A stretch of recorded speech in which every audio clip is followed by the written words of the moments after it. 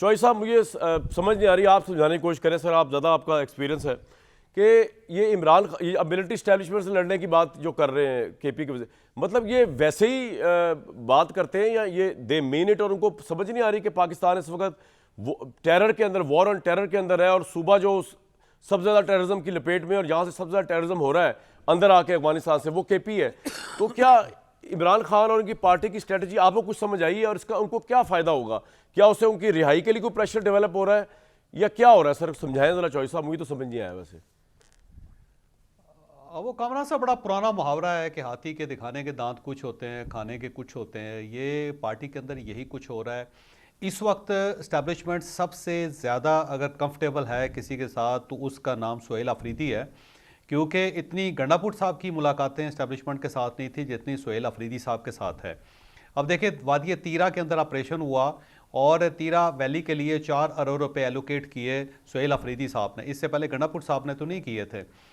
फिर ये है कि सुहेल अफरीदी साहब जो है कोर कमांडर की मीटिंग्स में भी जाते हैं, फिर बल्कि DGSI और कोर कमांडर दोनों की एक मीटिंग थी उसके अंदर भी गए और अपनी कैबिनेट के लोगों को भी लेके गए। फिर प्राइम मिनिस्टर साहब के साथ भी उनकी मुलाकातें हुई, फिर मोहसिन नकवी साहब के साथ भी उनका रब्ता हुआ।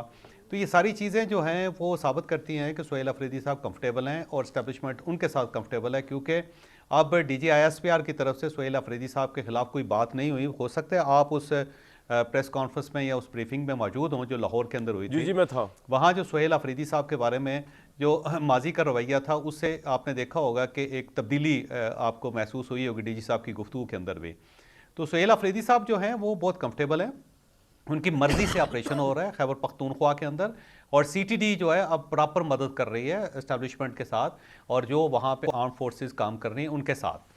तो वो एक लेवल पे चॉइस तो साहब, वो बहुत आप ज़्यादा ये कहना मुतमईन चाह है। रहे हैं कि जो वज़ीर लेकिन आला कह दूसरी रहा है साइड पे लाखों ज़ाहिर है, अफराद पे मबनी एक रिहाई फोर्स बना दी गई है, उसके बाद हम ये कर देंगे वो कर देंगे, तो इमरान खान की रिहाई केपी के वज़ीर आला का भी एजेंडा एक्चुअल नहीं है, बस वैसी लब कुशाई है?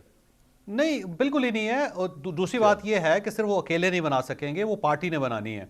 अब पार्टी चेयरमैन जो है वो खिलाफ हैं वो इसके, खिलाफ है, ठीक। और जो सेक्रेटरी जनरल है वो इसके खिलाफ हैं।